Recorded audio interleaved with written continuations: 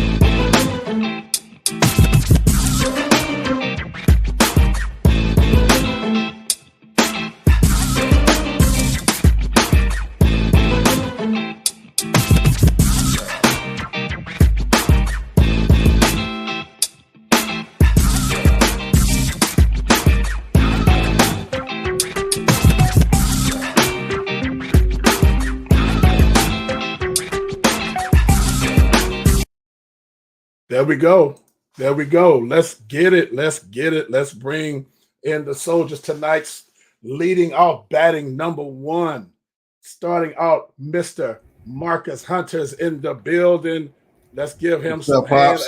My man, my man. Hold up. I got some technology I got to do. There it is. That's for you, bro. I appreciate you. Appreciate you, man. Man, hold up now. And batting the deuce. Number two in the building, Mr. Titus O. Golden. What's going on? What's up, Pops? Good to see you. What up, Marcus? Good to see you.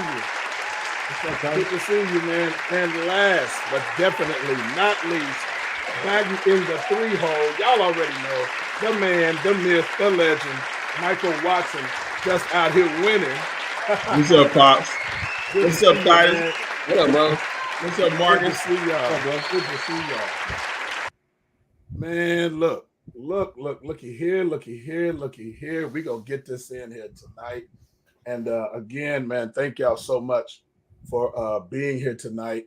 It's really an honor for me to have y'all here. And one of the things about Pop's Corner, as I just put on my heart, we just get tough stuff we got to talk about, just stuff we have to talk about within our community. And it shouldn't just come from one voice. It should come from men like yourself, women as well, who are in our community that are doing the thing. And so my role is just to pour into and pull out of, because your legacy matters. You all are doing amazing work in our community. I'm going to have you each introduce yourselves. 90-second elevator speech. Tell us who you are. Let's start with Marcus Hunter. Introduce yourself, bro. I'm Marcus. I've been knowing Pops for a long time, so I know all three of these brothers on here, man. Appreciate being here, man. Any opportunity I get to bust it up with you three dudes, I'm down for that. So I'm Marcus, man. I'm a contractor. I don't know what kind of formal introduction you want me to do, Pops, but I'm What you contracted? What you contracted, man? I do IT, man. So okay.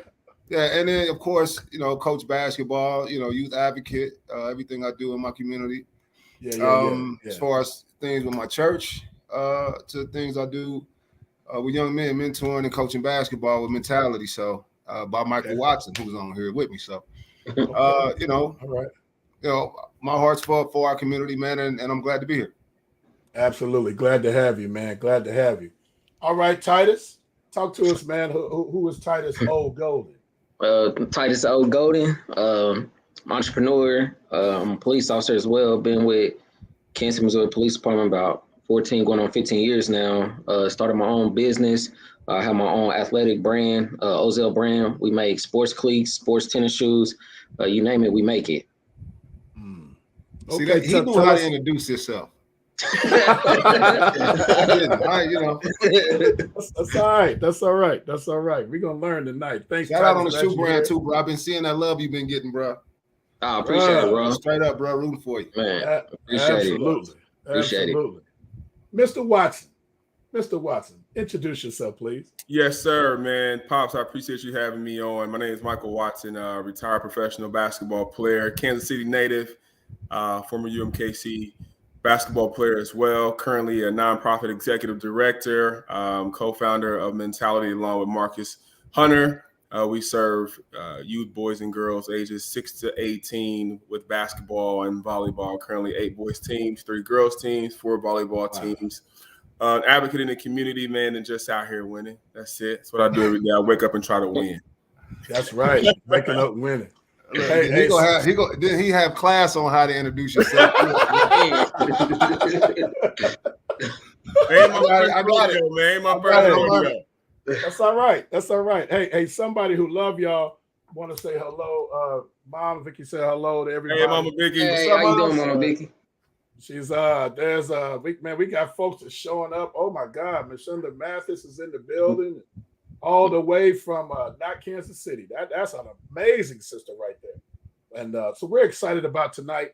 But I wanted to also, because Mike just says something, because it's not often when we get a chance to really recognize our own people. I found this clip, and I think it's really appropriate for us to play right now. Well, closer to home here, Michael Watson, without a doubt, one of the top players in Roos history. And he had that confirmed Saturday with a first at UMKC. Here's Ryan Marshall. Yeah. UMKC retired Michael Watson's number 22 jersey on Saturday night during halftime of the men's basketball game against Cal State Bakersfield. Watson became only the 3rd person in the school's history to have their jersey retired. I think it's a huge honor, just being a kid from right down the street, literally right down the street, grew up here. For me, you never think about things like this. You think about, you want to go to college, you want to make it to the NBA and things, but you never think about life after basketball. The KC native and Central High grad chose to stay home despite lots of interest from big-time Division I programs. Oh, that's Rich Zvosek, the UMKC basketball coach. What is he doing? Recruiting. Wow, definite potential. Big recruiting efforts by former UMKC head coach Rich Zvosek helped attract young local talent like Watson to UMKC. And when it was all said and done, Michael became the school's all-time leading scorer. His professional career included a short stint with the NBA's Boston Celtics before playing 8 years professionally. As for Saturday, he says celebrating the honor with family, friends, and former teammates gave him lots of joy. It felt great. It took you back to the days of when UMKC and those guys, we really got it going. With Coach Z, what he did and just, pulling in the community. He's still a part of what we do. He's in the guys' ears and giving them real life advice and things that he's experienced. Michael continues to pay it forward, helping to recruit other kids to UMKC. He also coaches AAU basketball, gives back to the community, and is a television analyst for UMKC basketball games. From humble beginnings in Kansas City's urban core to becoming a living legend at UMKC, Michael is certainly thankful for all of his opportunities. In Kansas City, I'm Ryan Marshall, 41 Action News. Yes, sir. Yes, sir. Yes, sir. Again, that's right. That's right. Come on, y'all. Let's give it up for our main man. Pop, you funny, man. You funny. Because legacy matters, man. So Mike, when you think about, because we're going to be talking about leadership, that's what I do, right? So my thing is working with, business owners, pastors, teams to talk about closing the gap when it talks about being an adaptive leader. So I want each one of you to think about it. We're going to jump into this conversation. Mike, Right. when you think about your impact in this city and the role of leadership, what comes to mind? The ability to be a follower. I think that a lot of people in leadership don't realize that all leaders are followers and were once followers before they ascended to the position of leadership.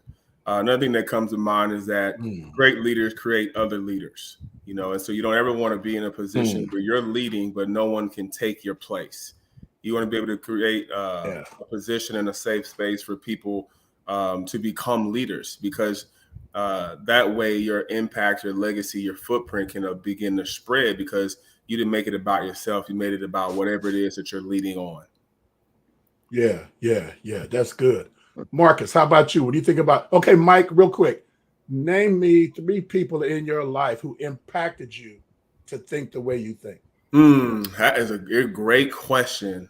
One, I would say Coach Zavosik, one of my college basketball coaches.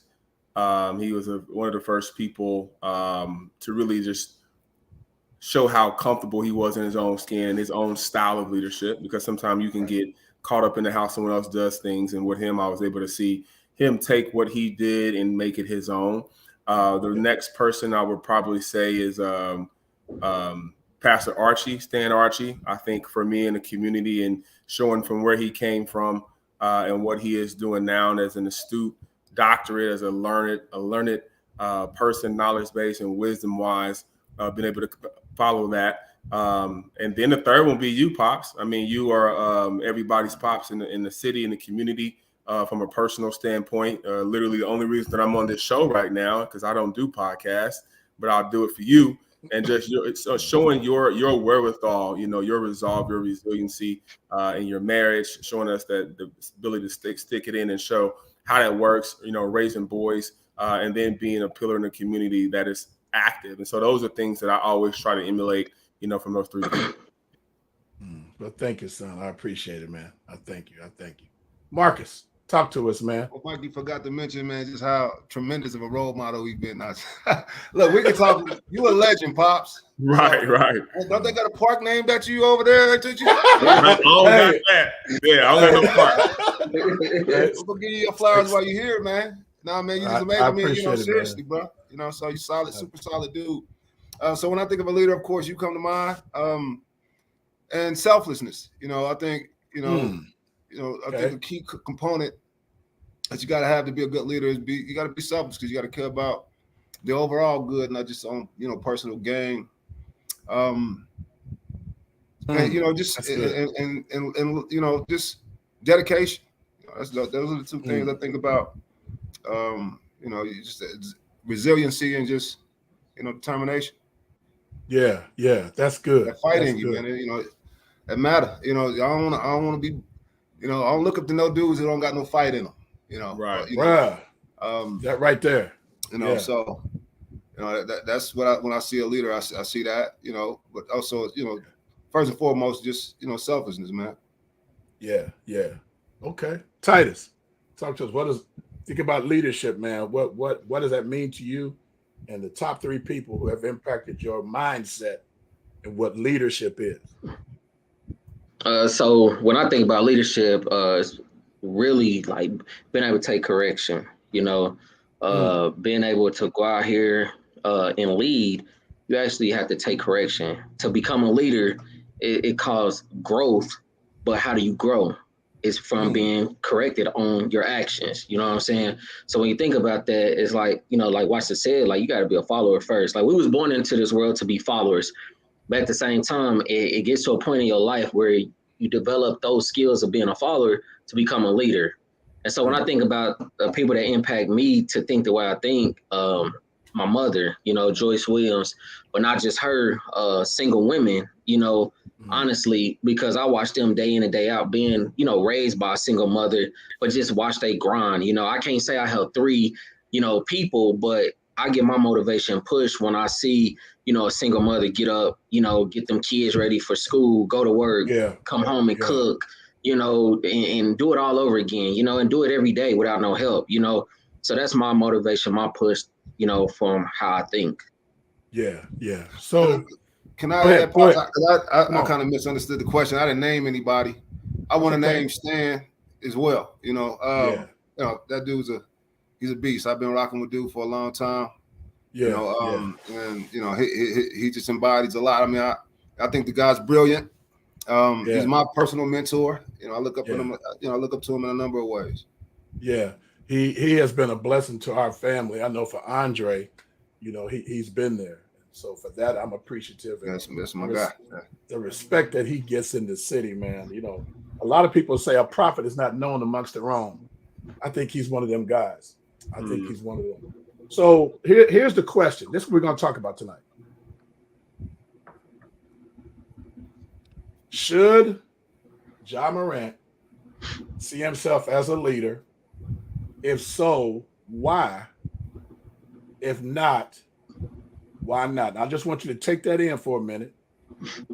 Just take that in, because we're going to jump into this conversation, and we're going to hear it. Like I said, I've got some videos, some short snippets of some people that, you know, want to talk about, you know, where he is now and where he used to be. But even with that, what I'm going to use is this process right here. So this is big ups to the Kansas Leadership Center. Marcus, I understand our contract with them. I've been with them for the last 12 or 13 years, and they have taught me tremendously about this concept called adaptive leadership.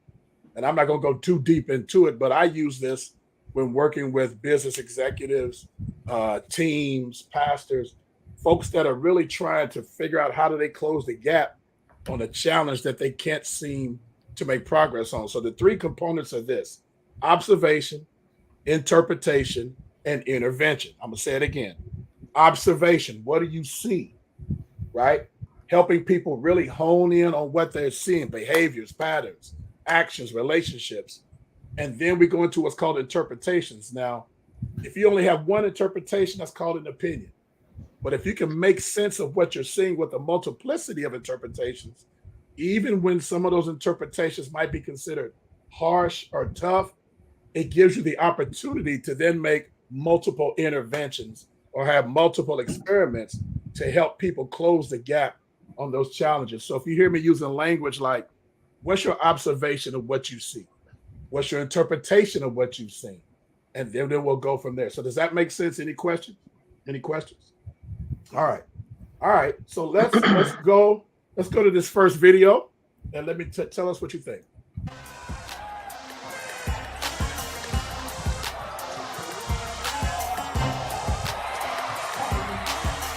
This is his high school.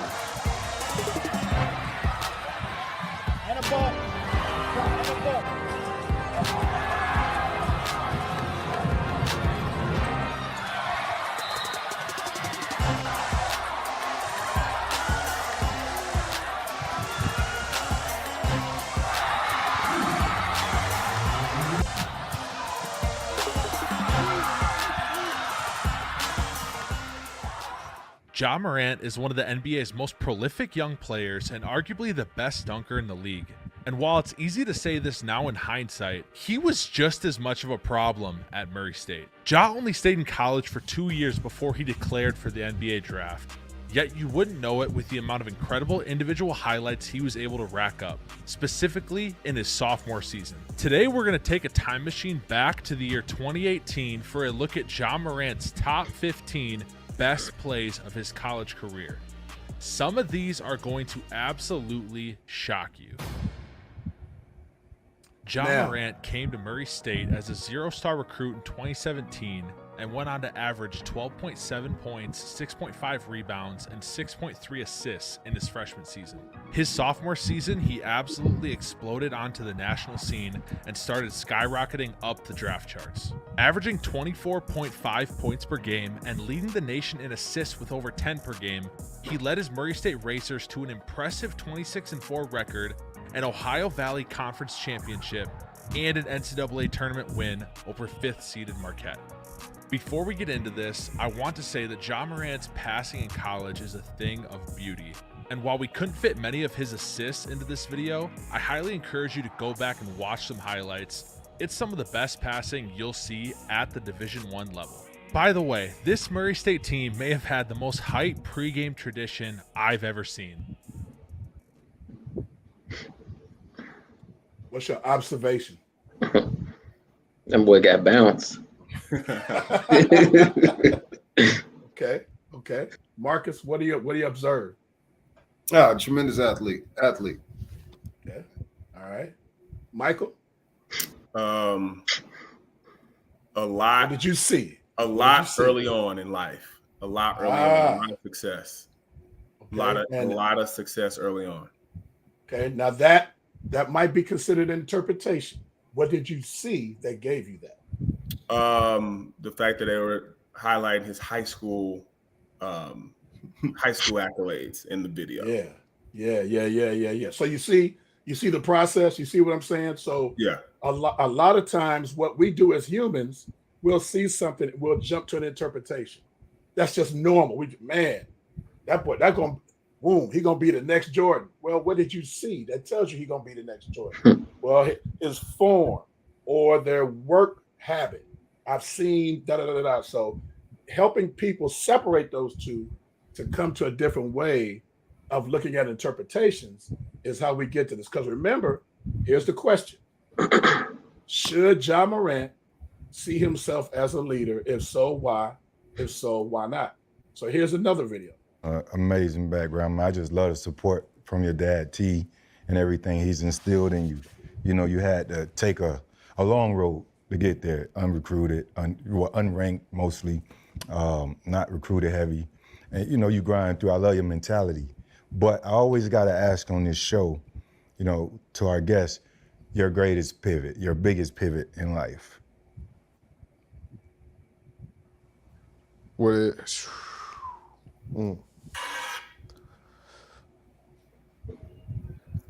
I can say it's not mine. It's pretty much my pops, but I feel like what he did is both our, biggest pivot where, he stayed back and raised me instead of pursuing his opportunity to, be a professional.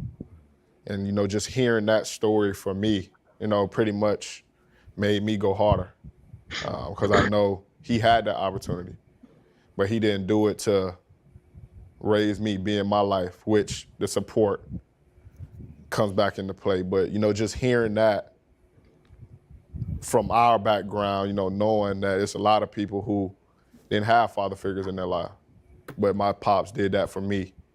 I can say that it was pretty much like my turning point and pretty much made me locked in, on my goal. Okay. So what did you observe in that conversation, Titus? Pretty much. I mean, like he said, just from that video, he didn't have like a pivot of his own. It was more so walking in the shadow of his dad, So it's like, is he living in the shadow of his father versus thinking of himself? Mm-hmm. Okay. Now that might be an interpretation, but hold on to that. Okay. Right? Hold on to that. Marcus, what did you observe in that conversation? Mine fall around. I did notice what Titus just mentioned about him saying it's not his pivot, it's his pops. But I seen him, recognizing the place, and the impact and the role and the sacrifice his father made for him. I see him recognizing that. And I observed that, like his, I observed also his appreciation for, like, the sacrifice his parent made for him. Yeah. Mike, how about you? Now, see what's crazy about this, and me asking Mike this question is like he said, knowing where we come from. Mike made mention in his video being a kid right up the street. He said literally right up the street from UMKC. I never thought, and you fill in the blank. So, Mike, from your perspective, what did you observe from that conversation? Hesitation in his answer. And that to me led to another interpretation. So I had to stop myself from doing that initially. But hesitation. And so I think that kind of lends itself to what Titus talked about, you know, if he was living his life because of his father's sacrifice. And I'll go even further in questioning that part as being in his father's footsteps before, you know, how the validity of that, you know. And so I think it's a, to me, and I'm going to go all the way because it is an interpretation, because I did skip it.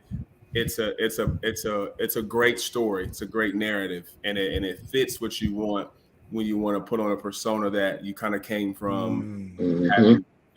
So to me, it's a whole other vantage point than just that his answer itself. It just opens it up for so much more. Okay, so let's stay right here, because usually what we do with groups is this, because this is what we call a case in point.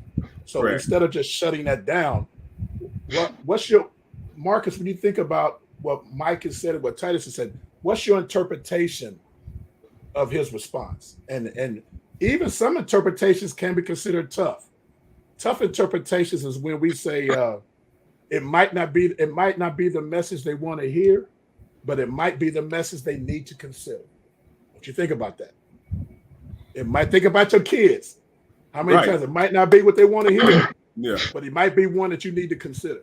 So that's what a tough interpretation does. It turns the heat up a little bit, not for argument's sake, but just to make a point. So Marcus, what are your thoughts about interpretation, about that conversation? Well, I think he gave an interview answer. You know, just, you know, me personally, you know, he's doing the interview. He wants to say, you know, what's right, but then also come off as authentic. You know, you know, I think that's obvious. But I think a lot of those guys do it. I don't think it was like with intention to be deceptive or nothing like that. But I just think he was giving an interview answer. You know, and then at the same time, you know, acknowledging, like, you know, sacrifices that was made for him to have opportunity. But and then at the same time, you know, just a young person, because what is he, 23? 23. Brother ain't lived no life yet. His stuff took off like a rocket, man. $200 million, 23 years old. You understand? That's what Andre B said. He living his best life. He ain't really, you know what I mean? Right. Titus, go ahead, Marcus. I'm sorry, I didn't mean to interrupt you. No, you know, you know, that's it for me. I mean, my observation is that I think he gave an interview answer. So, you know. Okay. And that might, and some people might consider that too much time with my answer. No, man. No, we talking that. Some people might say, well, that's how do you know that? Well, what we say is your interpretation is fair because that's your interpretation. Case in point. So let's say there's a car wreck in an intersection, and there's 4 people on each intersection. There's going to be 4 different observations, 4 different interpretations for the same car wreck. So the police officer, Titus, is going to come and go to each one to gather information to make sure what he gets is true. So there's no such thing as, man, that ain't right. You don't have the right to tell Marcus what his interpretation is wrong. You know what I mean? You have the right to tell Michael that his interpretation is wrong. That's his fact. That's his observation. Titus, interpretation. Man, you know, kind of like what Marcus was saying. I mean, of course, like an interview response, but then it's like, is he really living out his full dream? You know, are you just doing this because of your father? You know, he kind of, you know, sacrificed some things for you. So are you sacrificing what you really want to do to please him? And so I think with him being so young, he, you know, his response, like, he never thought about this, you know, like, he's just out playing basketball, you know what I'm saying? So he's not really thinking about, like, the fullness of what he really got himself into, you know? And so, of course, a lot of times we see his dad on the sideline, like, you know, being his cheerleader, but causing a lot of confusion, commotion, you know, and it pours over, you know, to him. So, you know, it's kind of like he just, you know, he kind of lost and confused trying to figure things out. Okay. So I'm going to ask you the same question that Fred asked him. Mike, what was the biggest pivot in your life? The biggest pivot in my life was, man, that's a great question. The biggest pivot, I think, for me was choosing to stay home versus going away for college. I think, and even that had factors that played into my decision and why I chose to stay home. It wasn't all because I just, wanted to be there. It was family things that happened and me looking at the bigger picture and me deciding to stay home. I think for me, that was the biggest pivot in my life that impacted the rest of my life, to date.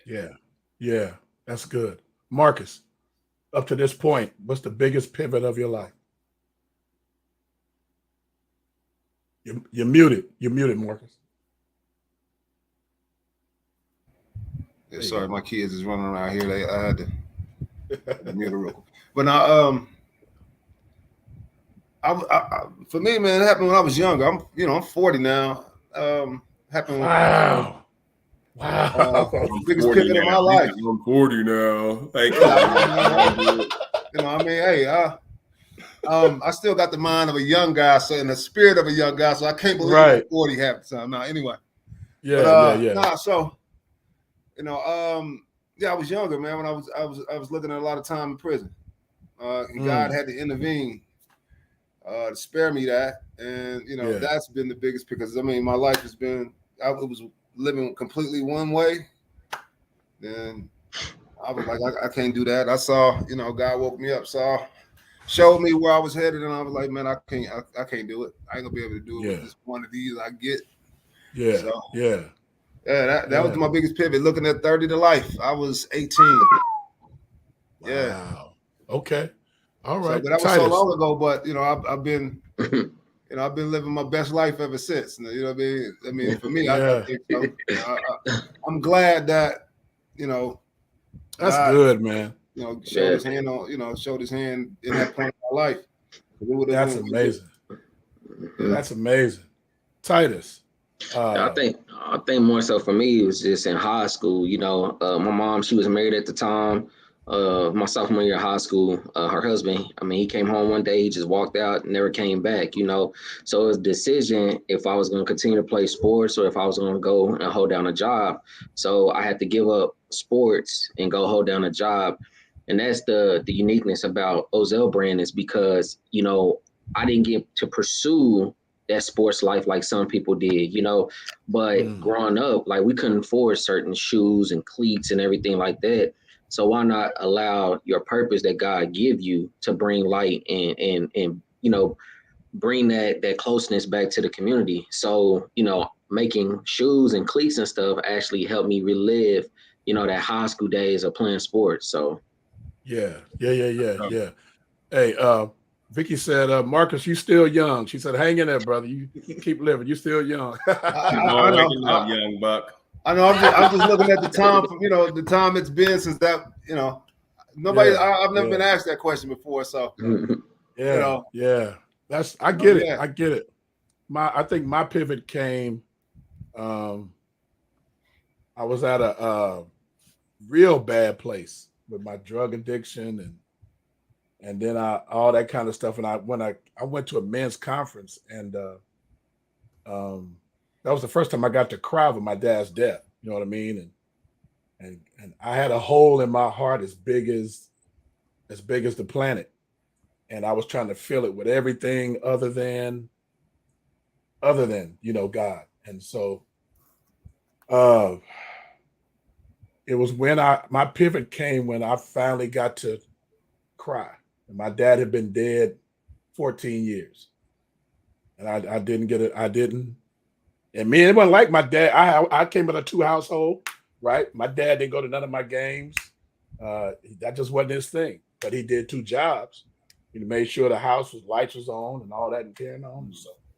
So it was. I think that was it for me. That was the pivot for me. But let me ask y'all a question as far as how you go about looking at these little jobs y'all got.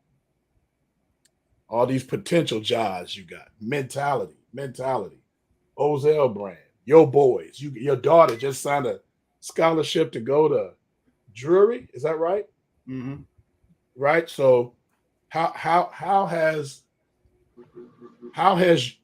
do you see yourself thinking about the coaches Ja had?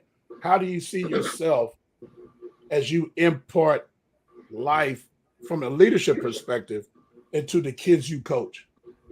Don't you think about that? Because I've had coaches tell me, I coached 30-some years. Coaches told me what they do outside the field ain't none of my business. I beg to differ now. When you find out that maybe your practice, your court, your field might be the safest place they know, you are that guy. You are that woman. So when you think about how you coach now, and you think about it, Mike, how does your mindset pour into these little jobs that you got? I mean, I think with time comes wisdom. I think with youth comes a lot of mistakes. And I think the things that I would have done, even at 30, I'll be 43 this year. So even at 33 is different, definitely different from 23. And so with the time, you see the things that work and you see the things that don't work. And then with God's grace, you're able to kind of see the fruits of your labor in the little jobs that you have when they do grow up and they are, you're still in contact with them and they do make mistakes, but they also make really solid decisions.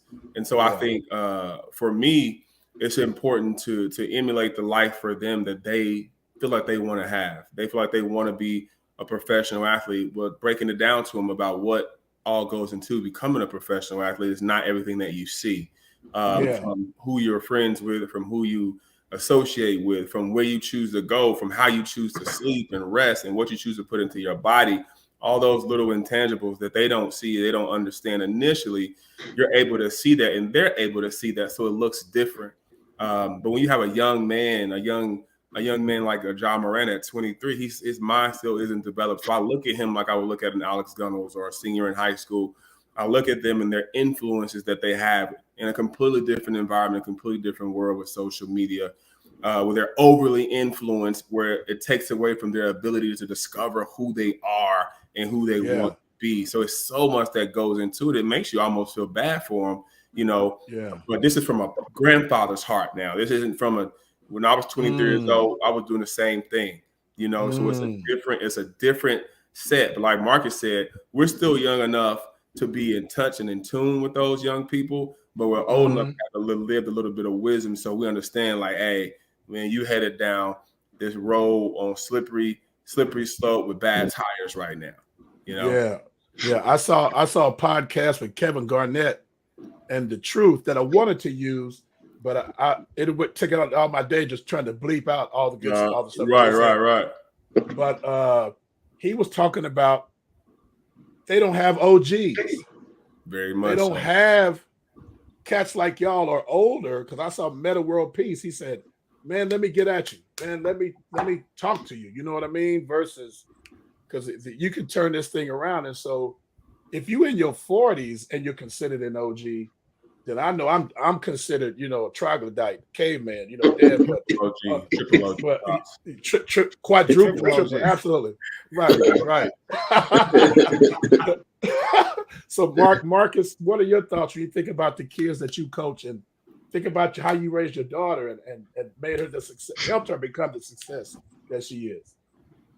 Man, we had to drag her kicking and screaming the whole now. I mean, because it was I got a 18-year-old daughter, bro. And she got a lot of my personality. So, it was rough. Just kind of, you get to that point where raising a teenager. And, some of y'all have already.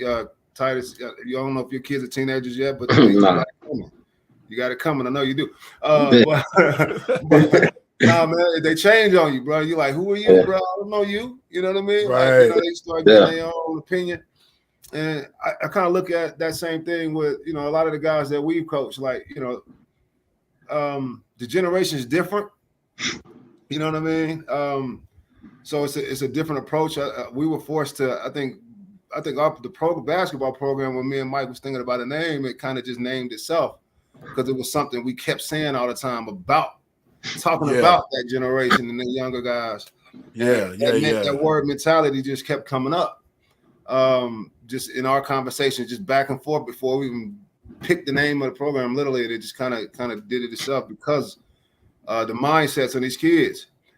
So my approach, I used to be critical of them at first before I was like, "Dang, bro, like I ain't getting nowhere just being critical." You know what I mean? Like that's because it's like it's the opposite of what my culture is, how I was brought up. We were the time is different. You know, it just is. Yeah. I heard a guy the other day say this, and it stuck with me. He said, hard times create strong men. Strong men create easy times. Easy times create weak men. Weak men create hard times. So and he just kept going and kept going. And I was like, man, I agree with that because, you know, in a sense, I won't call them a weak generation, but you know, coming from the 60s and the 70s where civil rights was a big deal. You know what I mean? Yeah. And then going through like what we went through the 80s and the 90s where it was the crack era where they was, you know, us kids had to come up with and fatherless homes, right? And then to this generation where we're trying to give them everything. That's good. Wow. You know what I mean? And then them having to find, you know, like I think John's having an identity issue. For sure. But you know, for the generation, when you look at them, you say, man, you know, I look at them because I think they soft. A lot of them just in they mental, right? Yeah. They break down over anything. Something small happen, they falling apart. You know what I mean? Yeah. Yeah. And you're like, hey man, you know, you gotta have more resilience to you to that. You know what I mean? So this world got an ugly thing waiting out that door. You know, so Lord have mercy. Just trying to instill that grit. You know what I mean? That determination, because it's like, dude, you know, it ain't that something's gonna be easy. You have to be more determined than the obstacle course, man. You know what I mean? Yeah. And that's you know, that's kind of where we just try to, you know, make an impact because, you know, everything, it ain't all good like, you know, like they try to make it seem. Yeah. Coach Witten, young man over here in KCK, he's from Wichita. He says all you can do is plant a seed.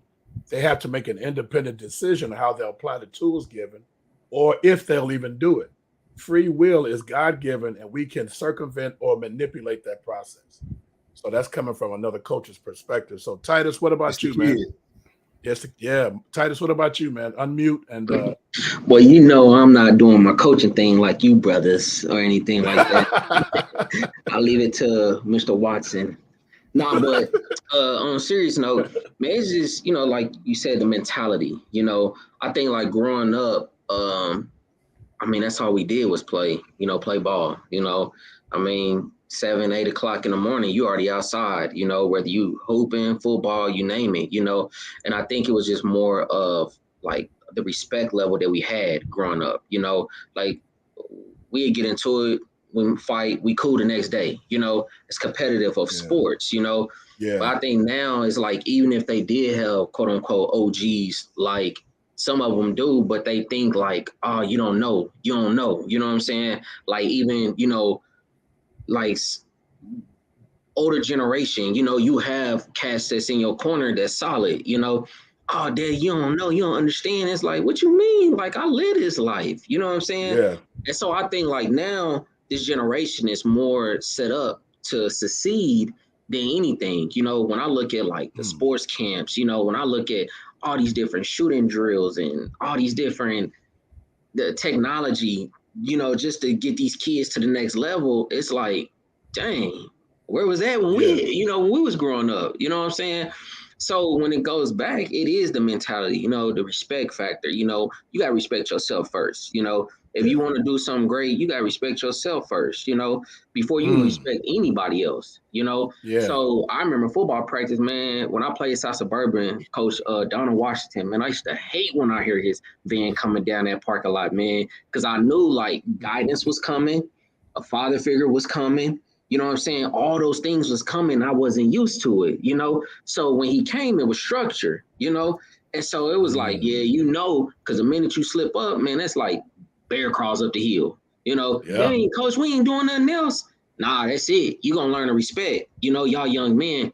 So I just think like this generation, you know, there's hope for them, but they're lost, you know? And I think like their pride, you know, their pride is getting the best of them. Yeah. See, this is the reason for this conversation. Because people need to hear. I think there are a lot of amazing voices out there that don't get airtime, like y'all. Now, folks say, "Well, Mike has a big platform," and he does, but there's not. I don't know how often the Mikes of the world, or the Marcuses of the world, or Tituses of the world can be just open and transparent about something like this. You know what I mean? because it may not be politically correct to say this or politically correct to say that. So let's look at this video and tell me what you see.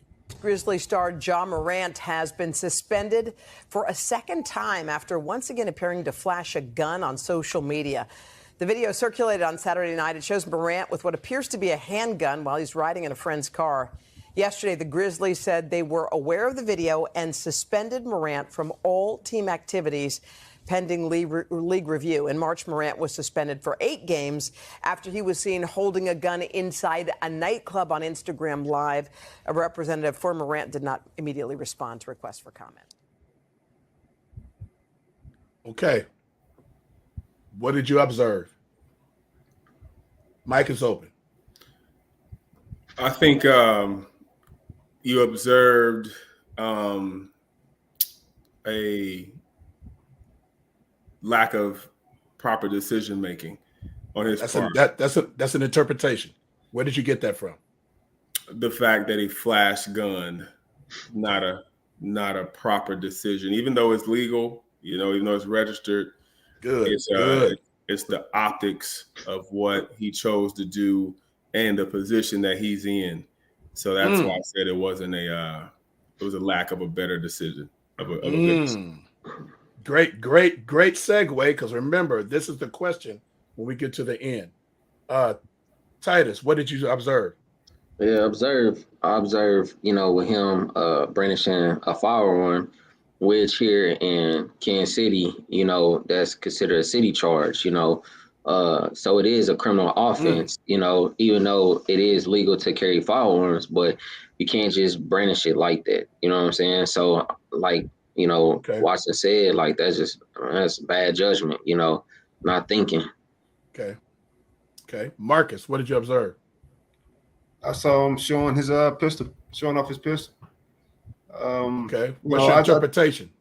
My interpretation is that he's a kid. I think that's like Mike said, immature decision making, and I think it has something to do with his maturity level. Just personally, to me, I mean, he's a fantastic athlete, which put him in the position that he's in. How gifted he is, and the gift that God gave him, the ability to play ball. But he's immature. That's it's a kid move. Mike, let's go back to your interpretation. He just had a conversation with the league commissioner 2 months ago. What's your interpretation, Mike? That's the observation. You know how many times I've told my child to do something and had the same conversation with him in less than 2 months, like two minutes later, 2 hours later, 2 days later, the same shoe is in the same place that it shouldn't be when we walk in the house. So it's a matter of that. We expect him to be more mature. We expect him to be because of his platform. But the reality is we're seeing he is an example of what society in his generation have become so massively and easily influenced by social media, by the culture of social media. People want to say it's hip hop influence. All of those are just little contributing factors, but it's the influence of the culture that has become social media, of having to show who you are, having to show your toughness, having to show your wealth, having to show all those things so everyone else can see. And he's become a victim of it, but he's not the only victim. He's just the one that's going to get the 6 o'clock, headlines. Yeah. Let's check this video out. So, Kenny, you tell me, what would be appropriate punishment? Well, I think before we get to punishment, Ernie, I think we need to understand the situation and the levity of the situation. A lot of people say, well, what did he do? He flashed a gun. Some people are going to say there, and then other people are saying, hey, this guy is flashing a gun, and that's serious offense. The NBA has a morality clause that in everyone's contract. Let's start there. That expresses about violence, racism, all types of different things that can be considered morality. Flashing guns will be part of that. And when Adam Silver brings you in the office and says, we're going to suspend you a game, and this is part of the morality clause while you're going to do it, then you do it again, there's something wrong with you. I hear a lot also, Charles and Shaq, about, he's got to get new friends. It gets to a point, it's not your friends, it's you. It isn't your friends. Or maybe you're the friend that they shouldn't be around. Okay. He said it's you, it's not your friends, or maybe you're the friend they should not be around. Because I know my first interpretation was his boy that got in trouble the last time at the basketball game. Got into it with the Indiana Pacers outside. How is that your partner? And he's videotaping it and he does that. Right. You know what I mean? So what are your thoughts about what Kenny just said? And the mic is open. I'm not going to call anybody. Whoever wants to come in first. What are your thoughts about about responsibility that Ja Morant has with this second violation? Anybody's mic is open. Well, I mean, he's not a baby, so of course it's on him. You know, I mean, they took him in the office and they talked to him. You know, like getting in trouble at school. You know, yeah, it's him. You know, of course it's him. And I think it's, you know, it has a lot to do with what Mike was talking about in regards to the culture. Like, this is how he wants to identify, right? He wants us to view his perception of himself instead of being like, and I remember like with Allen Iverson, it was a lot of the same thing because he was clowning the same way. It just wasn't social media around there. Because AI was, you know, AI was he was probably more of a trip than dude. You know what I mean? Seriously. So, but you know, that's him. He wants to be perceived as this, and I think, you know, a part of a lot of people's frustration is hey man, you know, because again, it's the music that he playing, it's what he's trying to personify. People trying to say he's trying to look gangster, which is what rappers do, you know. So you got this basketball player, because if he was a rapper, well, now ain't nobody gonna say nothing about him having no gun or no Instagram live.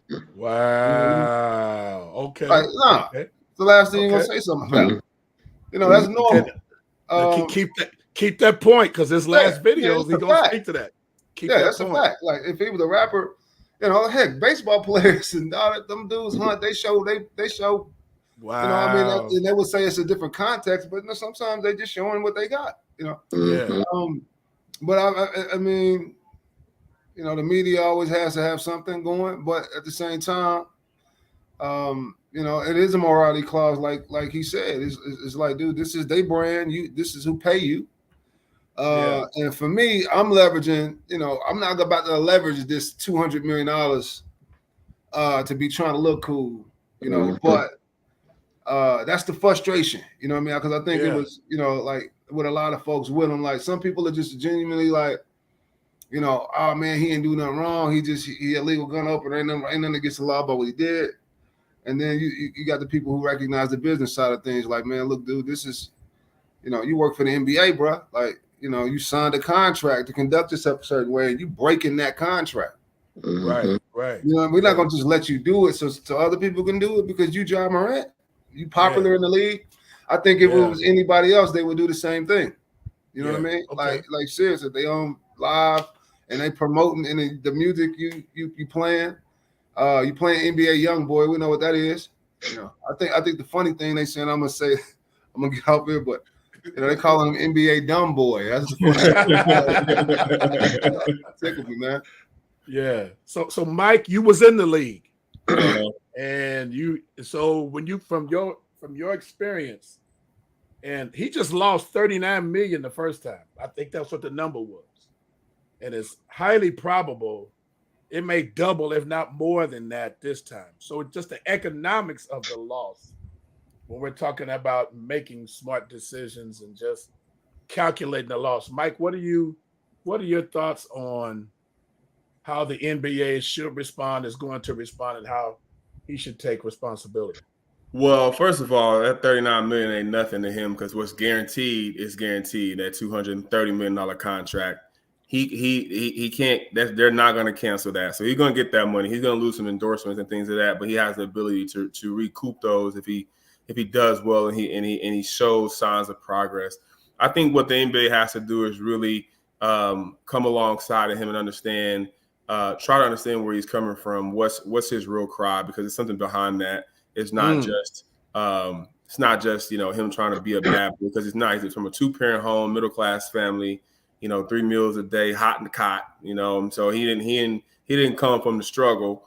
But he's trying to integrate himself into that culture of saying, hey, I've come from nothing. He mentioned it in that first interview, you know, my pops gave up this so that I could go and he could come and raise me. Well, we all know I'm not going to say we all know, but to me, that's not true. You know, your opportunity to go and make money to support your family playing basketball, you're going to go and do it, you know. But I think that's a story that his father has told and sold to him, which fueled his hunger. I'm not saying it's wrong parenting. I'm just saying that that's what he truly believes. So that he's like, my father sacrificed. So now he feels like he owes his father. He's indebted to his father. Now he has to allow his father to live his life through him, which is tough, because now I want to please my father, but I also want to be who I am. Ja could be he could be, you know, like Tupac. You know, Tupac was you know, knew Beethoven and you know, could recite Shakespeare, and, you know, was a highly intuitive and intelligent young man. You know, but he lived the thug life mantra, you know, from his Black Panther parents. So that influence is there.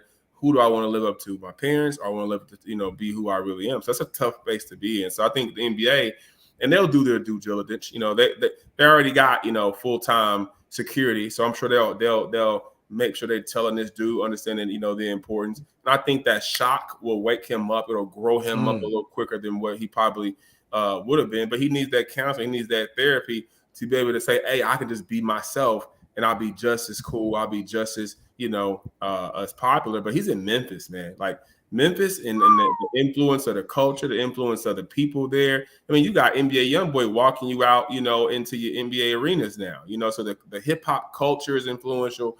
The rappers, they're all there. Some of them might really live that life.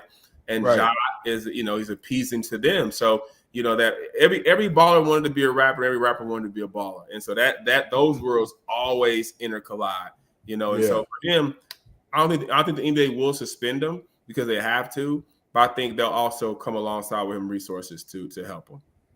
Yeah.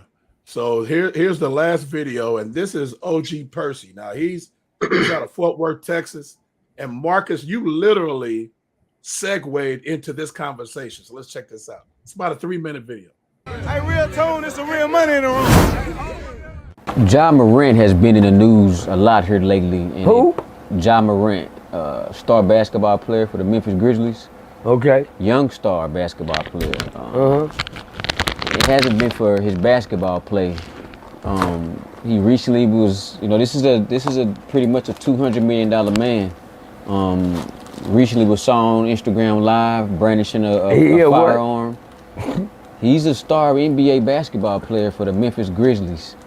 And he's been in the news lately for allegedly being a Crip, having guns, showing them. But you can't go to jail for being, being a Crip is it's freedom of speech. Don't nobody get mad because they got ABs, AC, every brotherhood, Mexican. You can be that, but we gotta be in something else. Keep going, Bob. So the kicker is that he's a basketball phenom, big homie. Okay. He's an all-star, rookie of the year. Yeah, he's a great rookie player. Of the year? He was rookie of the year his rookie season. Okay.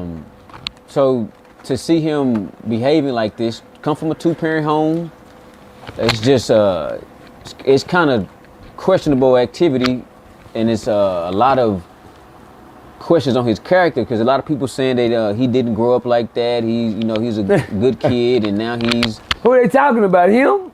Talking about him. So they just give their opinions. That's what it seems like. That's what we know. So is he in trouble? Yeah, he's in trouble. I think they recently just dropped the cases in Denver. You know that he. What kind of cases? He's an NBA player, big homie, and he's not supposed to be doing that. He's behaving like. What is he not supposed to be doing, he's Bob? on Instagram Live with pistols, man. Bob, I'm asking you, what law have he broken as far as a crime? Will he kill somebody with the mother? Nah, you said, watch this, Bob. Get this, Bob. You say he's an NBA player. Yes, sir. On live with pistols. Yes, sir. Time out. Stay right there. Boy, cause I'm glad you brought that up. Come on. Let's play a little chess. NBA, so that says a lot right there. I'm gonna let you soak in that for a minute. I heard what you said. He's not supposed to be doing that, Percy. He's supposed to be a role model? Watch this.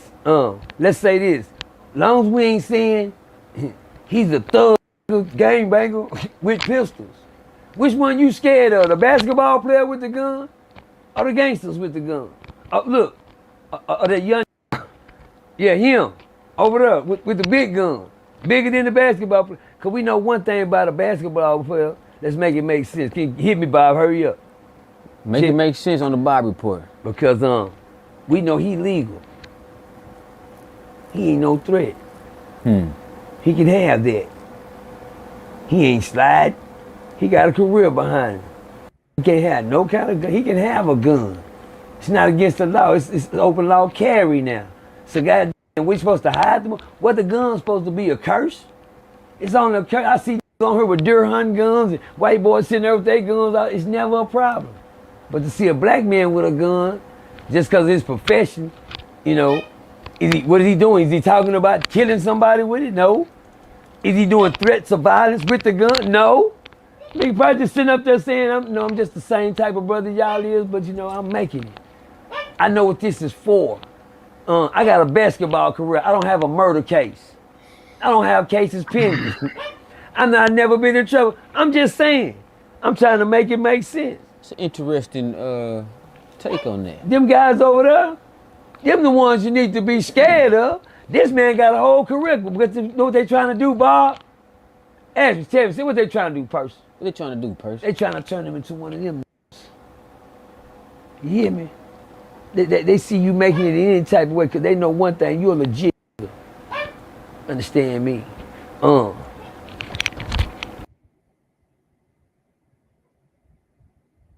Okay. Thoughts, Titus? Real quick, what's your thoughts? OG, triple OG. I mean, I get it, like Marcus said, people, they post hunting pictures, everything like that. But when you go back to the culture of just like the black community, like hip hop, like that's the image, like that's the image that you will see, when you're thinking about like hip hop, cats walking around here with guns and everything like that, it's like me, I'm a police officer. That don't give me a right to behold my gun, flash that mug while I'm on Instagram Live or anything like that. You know what I'm saying? Because people are gonna be saying like, man, wanna be thug, he a cop and everything like that. But because of my profession, it was like, dang, like why he posting like that? So for me, it's like when it comes to, like I said earlier, that's brandishing a weapon. Right. The way that you hold your gun and flash it around, that's brandishing, a weapon, And so, I don't know, I just think you got to kind of, think differently, and going back to his friend that actually, recorded, it's kind of like, you should be holding him accountable. You shouldn't even want to record nothing knowingly, whether he knew or not, hey, we just gonna ride, do our thing, but I ain't even gonna, record you or nothing like that, But it's just like, where's accountability at? I don't want people around me that's not gonna hold me accountable, Right. So here's the question: should John Morant see himself as a leader? Yes or no, Titus? I believe he should.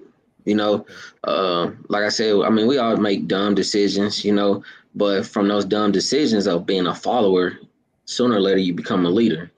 Everybody on this, live on this right now are leaders. Marcus used to, like he said, he used to be in the streets. He was, he followed after something or somebody, to where he got other little cats following him. Now he's a leader. He could walk in the room and change the atmosphere, or even change the heart of a young man, a youth, a young man or a young woman based off of his leadership skills. Same way with Mike. Right. You know what I'm saying? Right. Like he has that, you know what I'm saying? Like he followed once before, listening to his coaches, his mentors, like they said, Pastor Archie. But now guess what? As they follow in those footsteps, they came into the creation of being a leader. So now guess what they do? They go out here and create other leaders, So yeah. I truly believe that he's a leader, you know, but he has to know that within himself, because like my youngest son, you know, it's funny, like his favorite rapper is NLE Chopper.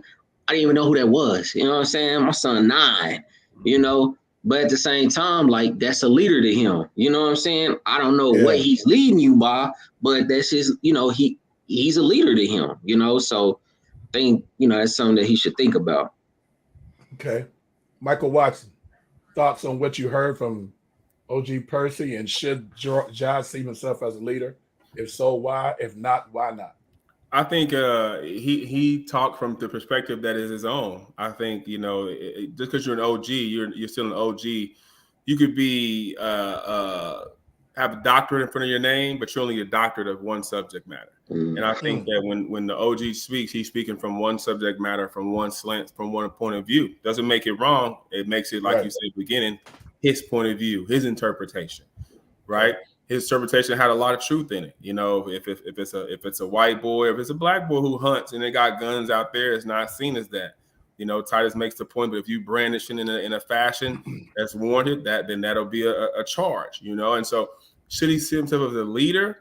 Yes, because he's a point guard. So we got to turn it from my perspective, from a basketball perspective.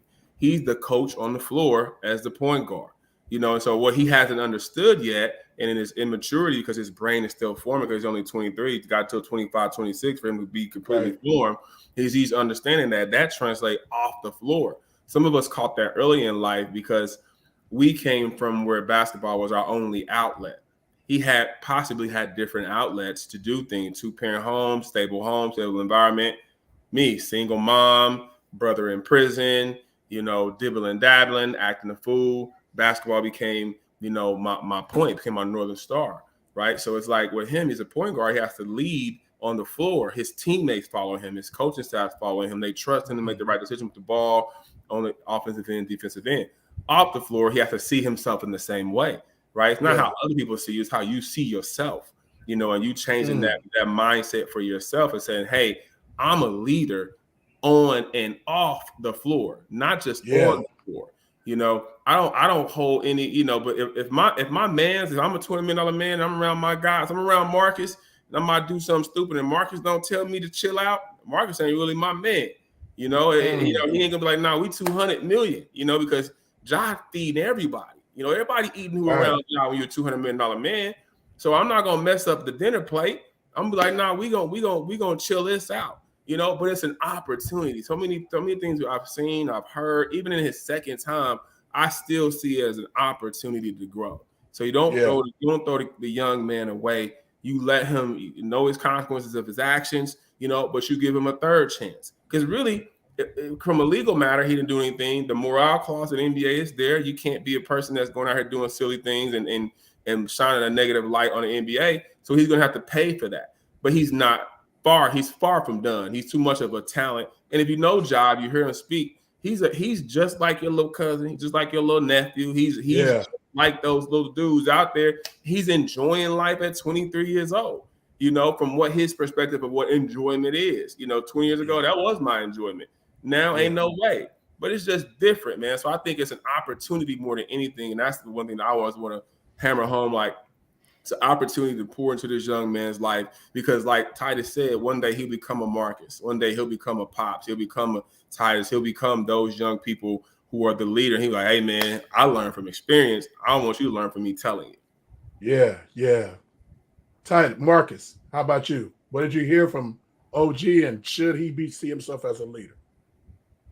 Yeah, he should definitely. I mean, even if he don't see himself as a leader, he's misidentifying himself, and it happens. You know, he's probably he sees he got his own perception that he wants. And I tell people all the time, you know, your self-perception is always different from, you know, other people's perception. His perception of himself is probably not, you know, what everybody wanted to esteem him to be.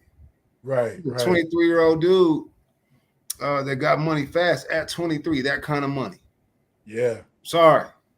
But I know, you know, it'll be some mistakes I'll be making if I was in that position too. I'm not going to judge this dude. You hear me? I'm not gonna do it. Now, you know, he definitely, you know, he gonna grow up, you know, but he's 23 and he lost what? How much? 69 million or something like that, or something like that. But he got 200 million at 23, and he just 23. Right? Mike said it ain't no money though. He said that ain't not to him. Not to him. Yeah. And that's 20. That's being 23 years old. So yeah. You know, so and man, this is he being who he is. You know, the bug out was that he kept doing it. Like what OG said, it was like, you know, his thinking may be where, you know, big homie thinking is like, hey man, I ain't did nothing, because you see the perception he trying to put out there, like the train of thought he following, the school of thought he following. He said in front of all these guys, and I'm pretty sure he had legends calling him. This is the dude that's in the NBA. That met with the NBA commissioner. I'm pretty sure like Magic Johnson and these type dudes from, you know, just the history of basketball reached out to him. I'm sure LeBron said something to him. You know, I'm pretty sure they kind of try to finesse that situation to where they get people in this ear that they can help influence them. I'm pretty sure Steph reached out to him. You know what I mean? Because he's a big fan of Steph Curry. You know, that's, you know, I've heard him say that. So, you know, this guy, he's a young dude, man. You know, like Mike said, I know people right now that if you gave them $200 million, $200, they gonna mess it up. $200. Like, I'm pretty sure y'all know somebody, bruh. Yes, sir. I mean, I got cousins, I got people that I know. I'm like, man, if you gave this dude $200 million, I bet you $300 million he mess it up. You know what? And he just happened to be one of them people, man. Yeah. You know what I mean? Not to say this dude got no redemption. It's like, dude, some of my best lessons I learned them the hard way, bro. And I think, you know, this cat is kind of in that space, you know, but, you know, he need to recognize how blessed he is, because he's in a position to be making mistakes where he brandished a gun, which is a misdemeanor, right? A city charge, right? But he's paying for it with his reputation. You know what I mean? And in his right to do business. You know, he right now he doesn't value his name because he probably feels like it's them, you know, young people versus older people, and how they do stuff versus how we do stuff. You know, I got an 18-year-old in my house. That's kind of, you know, what I deal with her. But what he gonna learn is the NBA rules, or they rules, and they ain't changing them for him. Right. Yeah. Well, man, look, we have reached what's called our time. I appreciate y'all. We went over our time boundary, but man, y'all are some amazing. Thank y'all. Like I said, this has been really a treat for me as we're launching Pop's Corner again, and really gonna get back into it. We got a lot of stuff to talk about, and y'all are some amazing dudes. Thank y'all. Love y'all, man, with everything I got, man. But y'all don't know it, but if I die before y'all I need to come to the will reading. One of y'all gonna get comic books, somebody gonna get and somebody gonna get some throwback jerseys. That's all I'm saying. I need the 200 million, Pops. I'm working on what that. Ja lost. I know that's right. Yeah.